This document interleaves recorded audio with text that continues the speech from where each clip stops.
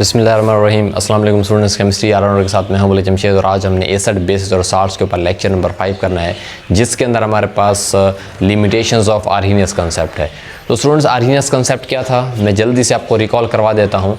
Arrhenius concept ये था कि जब भी किसी आप एक्वस सोल्यूशन, मतलब आप वाटर है, एक्वस सोल्यूशन वाटर है, आप उसके अंदर जब भी किसी सब्सटेंस को हल कर देते थे, अगर आपको मिले वहाँ पर हाइड्रोजन आयन, तो समझ जाना वो आपके पास क्या है, एसिड है।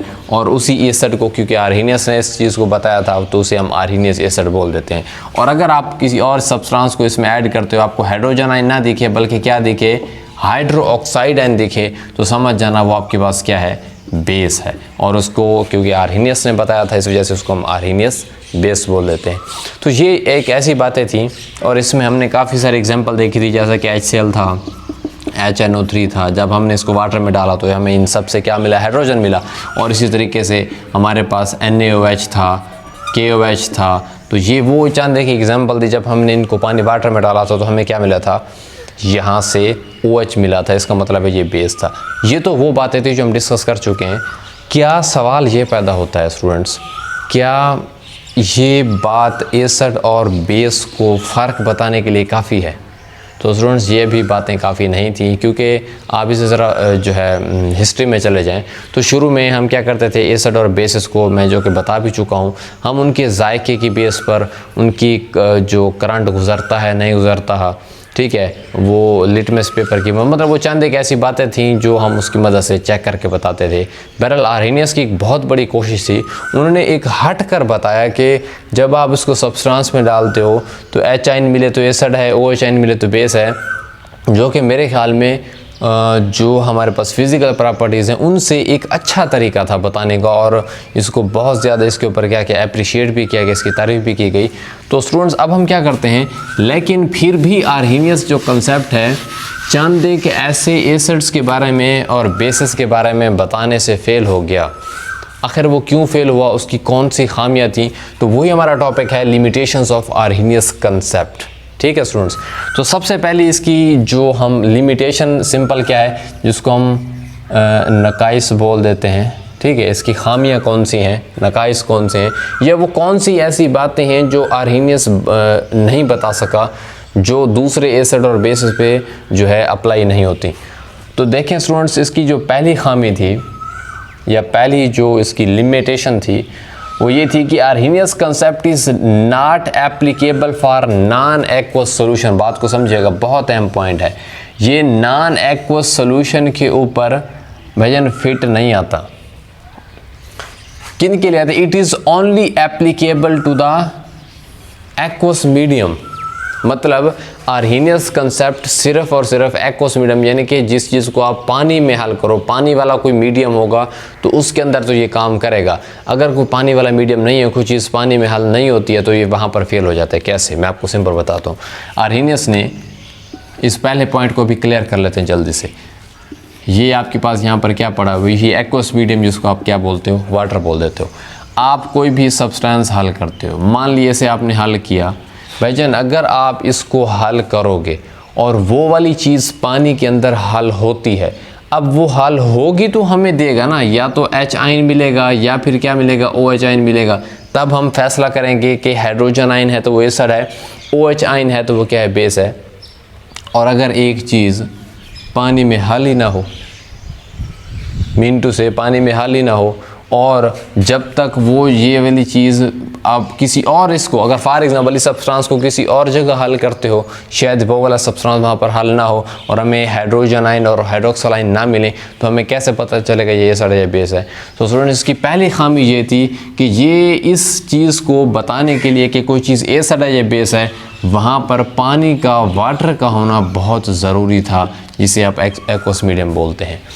ठीक है स्टूडेंट, तो ये इसकी पहली खामी थी। नॉन एक्वस अगर कोई ऐसा मीडियम होता जो कि पानी नहीं है, कोई और चीज़ है, वो शायद सब्सटेंस इसके अंदर हल ना हो सके, या ऐसा भी हो सकता है जो चीज़ आप डाल रहे हो वो पानी में अगर हल ना हो, तो फिर आप उसको कैसे बताएंगे कि ये एसिड है बेस? मसलन ये सब्सटेंस है, ये पानी में हल नहीं होता, तो आप कैसे बताओगे कि ये एसिड है बेस है? तो पहली इसकी खामी ये थी, आर्हीनियस कंसेप्ट तब तक अमल करता है या तब तक हमारे लिए फ़ायदा मंद है अगर कोई एक्वस मीडियम होगा।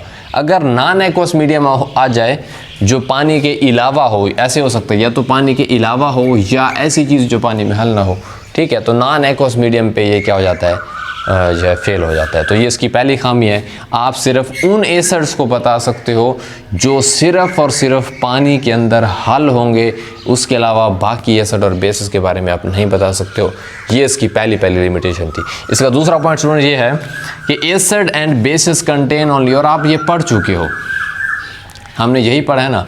इन्होंने सिंपल बात ये बोली थी, जिसके पास हाइड्रोजन आयन मिले वो एसिड होगा, जिसके पास OH हाइड्रोक्साइड आयन मिले वो क्या होगा, बेस होगा। तो अगर इसका मतलब ये होगा कि सिंपल आर्हीनियस ये कहना चाहते हैं कि एसिड वो होंगे जिनके पास हाइड्रोजन आयन होगा और बेस भी सिर्फ वही होंगे जिनके पास हाइड्रोक्स आयन होगा। हालांकि ये बात दुरुस्त नहीं है, बात को समझिए। कुछ ऐसे एसिड भी मौजूद हैं जिनके पास हाइड्रोजन आयन नहीं होता, कुछ ऐसे बेस भी मौजूद हैं जिनके पास हाइड्रोक्साइड आयन नहीं होता। ये उनको बताने से क्या हो जाता है, फेल हो जाता है। बहरहाल अभी इसकी यही एक खामी है, क्योंकि ऐसा नहीं है हकीकत में, और भी मौजूद हैं। अभी हम एग्जांपल यहाँ पढ़ते हैं। इन्होंने कहा था भजन मेरे मुताबिक एसिड सिर्फ वही होंगे जिनके पास हाइड्रोजन आयन है और बेस सिर्फ वही होंगे जिसके पास क्या हाइड्रोक्साइड आयन है। हालांकि ये बात 100% ओके नहीं है, ठीक नहीं है। अब इसका थर्ड कंसेप्ट फिर भी कौन से ऐसे हैं, Arrhenius concept does not explain, वही मैं इसी बात को बता रहा हूँ, ये इससे मिलता जुलता ही पॉइंट है, एक ही पॉइंट समझ लें आप। अब CO2 एक एसिड है, बात को समझिएगा, कार्बन डाइऑक्साइड एक एसिड है और NH3 अमोनिया जो होता है वो एक बेस है, बात को समझिएगा। CO2 एसिड है, NH3 एक क्या है, बेस है। आर्हीनियस कंसेप्ट इन चीज़ों को बता नहीं सकता। अच्छा, आर्हीनियस कंसेप्ट CO2 और NH3 को एज ए बेस नहीं बता सकता कि NH3 बेस है, CO2 एसिड है, ये क्यों नहीं बता सकता।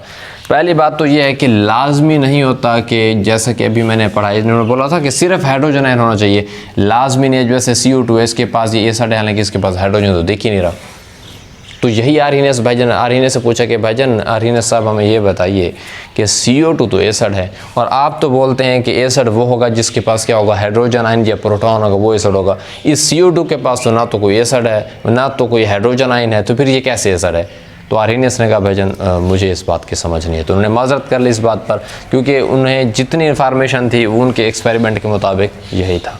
उसके बाद NH3 अमोनिया एक बेस है, इसके पास कोई आपको OH दिख रहा है, हाइड्रोक्साइड आयन दिख रहा है, नहीं दिख रहा। हालांकि आर्हीनियस ने बोला था बेस वही होगा जिसके पास क्या होगा, हाइड्रोक्साइड होगा।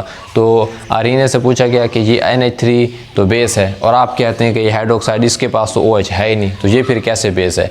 तो बहरहाल इन दो सवालों के जवाब आर्हीनियस नहीं दे सका, ठीक है, क्योंकि आर्हीनियस की यहीं से पता चल जाता है, ये एक लिमिटेशन थी।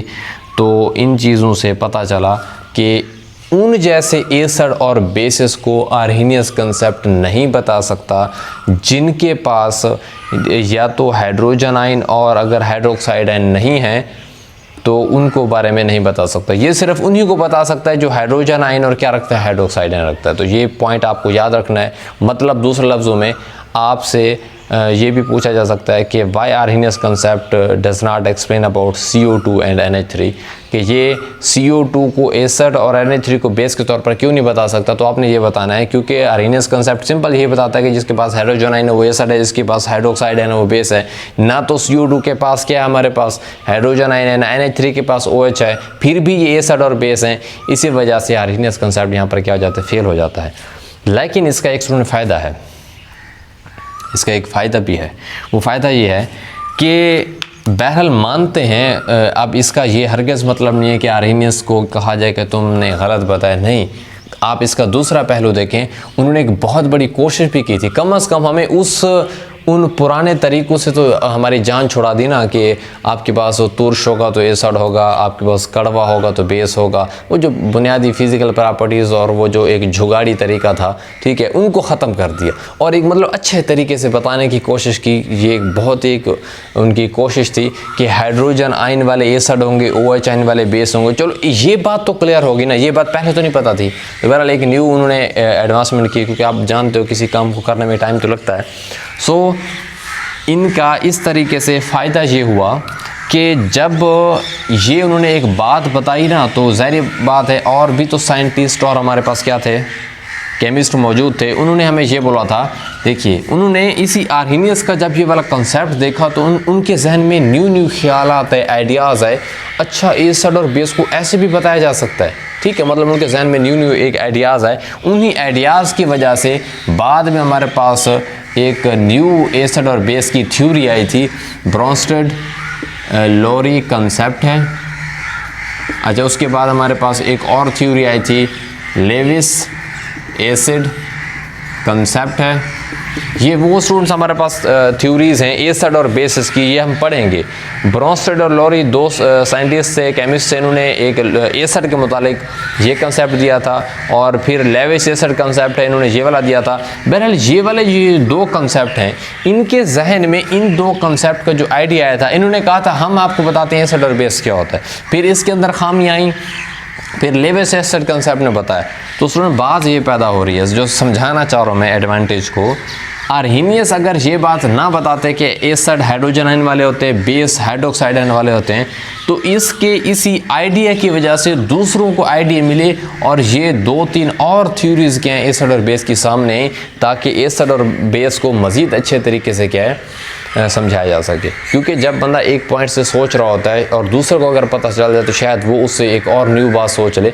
इसी वजह से इन केस डेवलप करने से और theories, general theories of acid और बेस डिस्कवर हो गई थी। सिर्फ क्या है, क्योंकि इस तरीके से और जो साइंटिस्ट थे उनको न्यू आइडियाज़ मिले थे, और ये वाली जो दो थ्योरीज़ हैं ये इसी आर्हीनियस कंसेप्ट की वजह से हमारे पास क्या सामने आती हैं।